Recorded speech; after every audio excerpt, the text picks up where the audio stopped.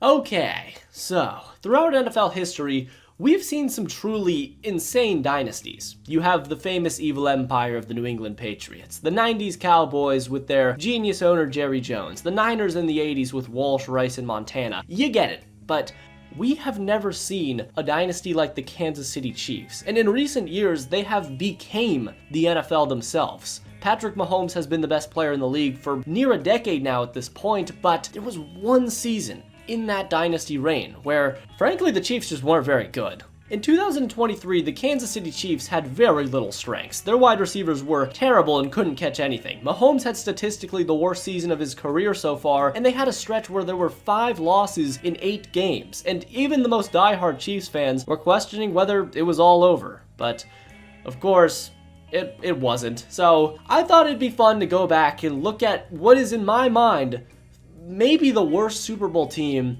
in NFL history. And that team was quarterbacked by Patrick Mahomes somehow. So let's get right into the video. So if you remember, entering the 2023 season, Chiefs fans were on top of the world. Not only had they just won the Super Bowl, but Patrick Mahomes was the regular season and Super Bowl MVP and was entering near GOAT territory. But there were a lot of question marks heading into this 2023 season. Tyreek Hill was just traded, leaving Mahomes with a receiving core of Travis Kelce, who was aging, Juju Smith-Schuster, Marquez Valdez-Scantling, and a future Hall of Famer in Kadarius Toney. Yeah, there wasn't really much going on there, but it did matter because he's fucking Patrick Mahomes, and he passed for 5,250 yards and 41 touchdowns, and arguably got better without his top receiver, and won the MVP and a second Super Bowl win in 4 years. So, could he do it again in 2023? There were doubts, but the Chiefs were the Chiefs, so people kind of just expected them to be fine. Juju Smith-Schuster ended up leaving for New England, and without him, things kind of fell apart a bit. Travis Kelce couldn't even crack 1,000 yards. They ended up getting some help from rookie wide receiver Rashee Rice after he was finally allowed to play, but he just had 938 yards and 7 touchdowns, and behind him, it was Justin Watson with 460, MVS, Noah Gray, and the Sky Moore experiment did not go well, and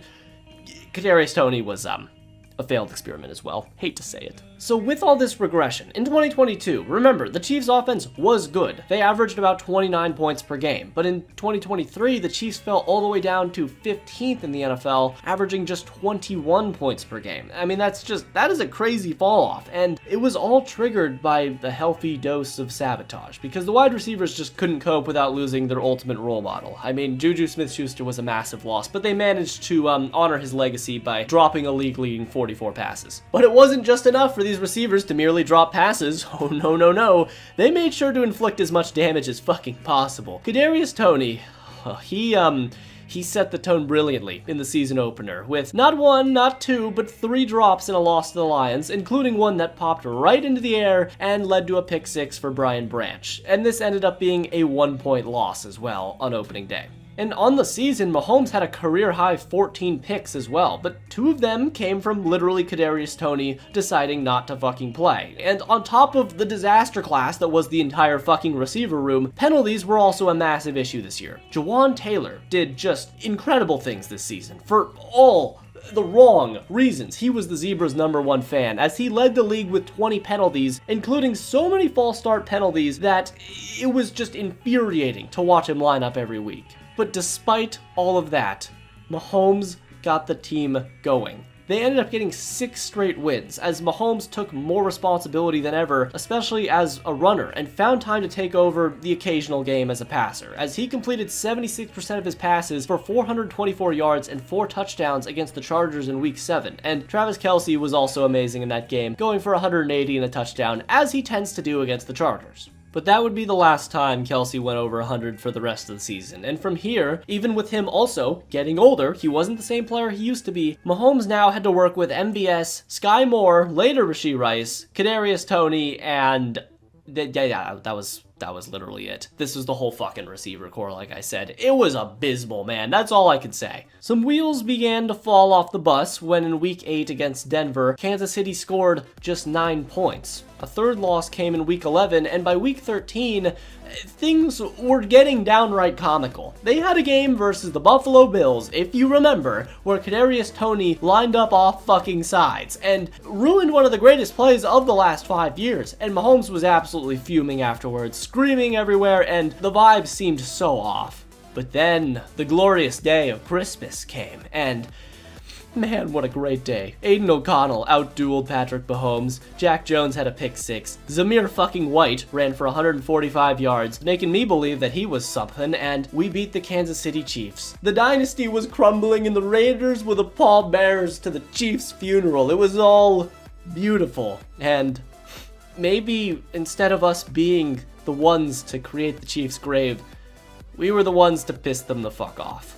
That loss to the Raiders made it just one win between week 13 and 16, and Mahomes and the Chiefs looked dead in the water. This was not the same Chiefs team as years prior. This simply wasn't. And I don't mean that to be like, well, no, actually it was. No. This Chiefs team was not very good. They were going to get into the playoffs, but the drops, the flags, the Kadarius Toney stuff, all of it ended up in an 11-6 record, which is still good, but given how hot they were early in the season, this was disappointing and also the worst record of the Mahomes era. His 4,183 yards and 27 touchdowns were both his lowest since 2019. His 14 interceptions were a career high, and his passer rating hit a low of 92.6, which is still crazy. That's the lowest of his career. Yeah, Mahomes is good at football. Did you know that? So they made it to the playoffs, but instead of hosting an AFC division game, Lamar Jackson and Josh Allen awaited to see the Chiefs' fate, as they would host the Miami Dolphins in one of the coldest games in NFL history, with a -4 Fahrenheit temperature at kickoff. But that doesn't excuse the fact that the Chiefs just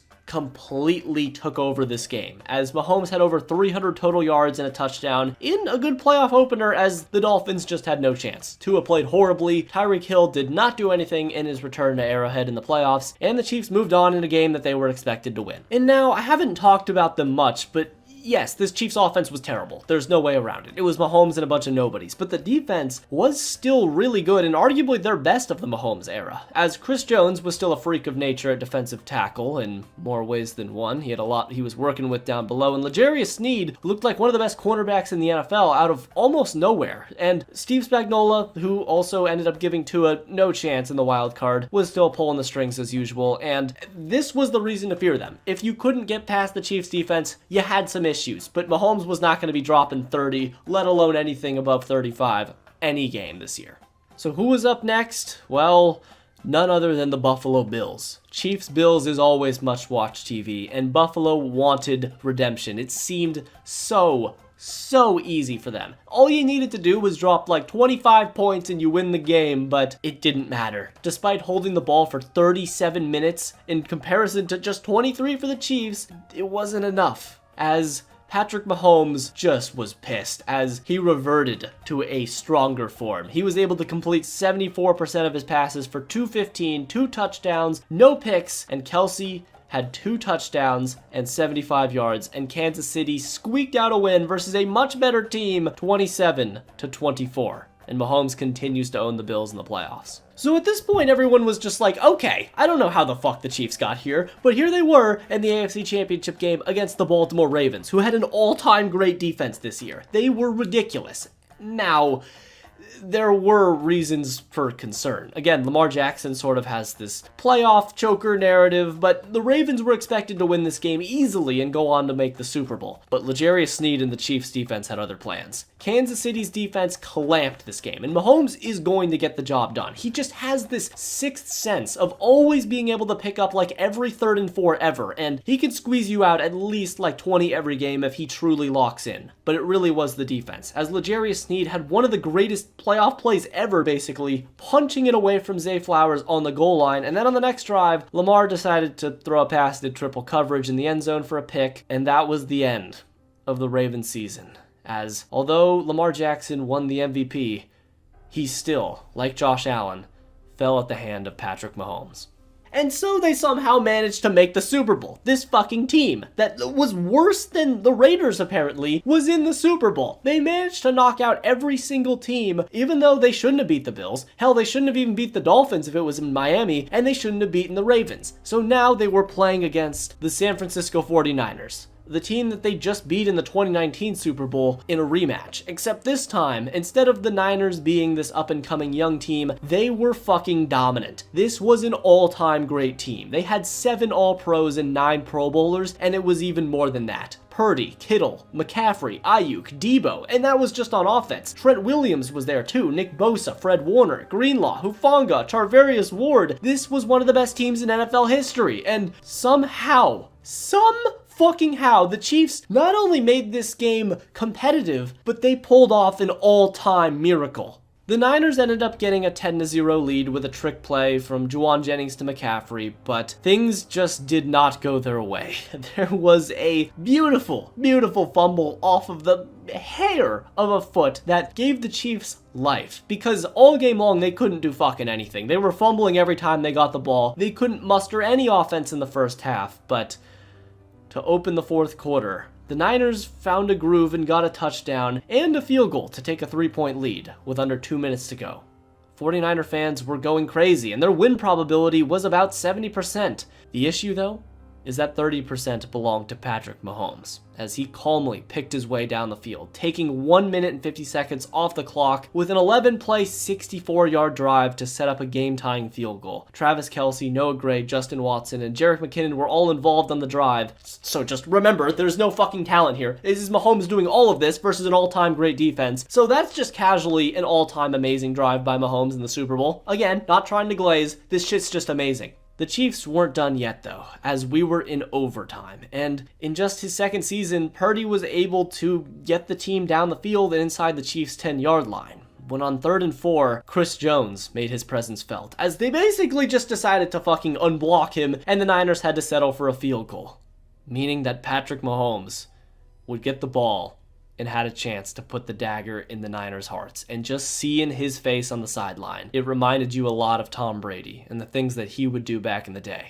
Mahomes felt inevitable. Regardless of all the talent on the roster, which was so little on offense, you just had that feeling that Mahomes was going to do it. And just like he had done to close out every game before, Mahomes was surgical, picking up multiple 3rd downs and even a 4th down conversion to keep the game alive. Super Bowl on the line. Mahomes had the ball in his hands, the whole world watching, and he converted time and time again, bringing it down to the San Francisco 3-yard line where it happened. Mahomes tossed the easiest touchdown pass of his career to Mecole fucking Hardman, and they did it.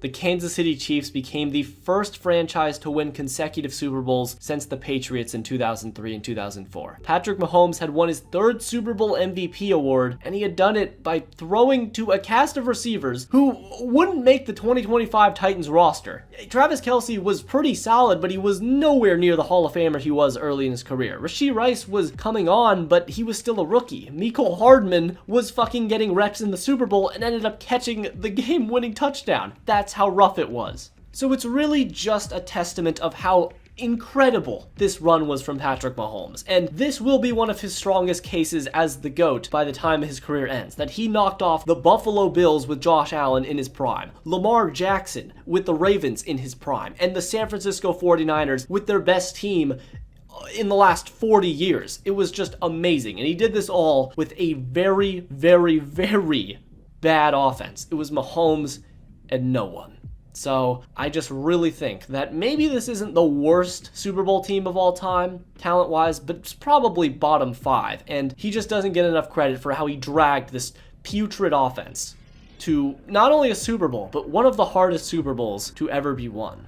But anyways, if you like this video, then subscribe, because I got a lot of videos on the channel just like this one. And if you did like this video, watch this video I did a few weeks back on Dan Marino's time in Miami and how they wasted his career. It's pretty good, trust me. And thanks to all my Patrons for pledging tiers. It truly does mean a lot, but anyways, until next time.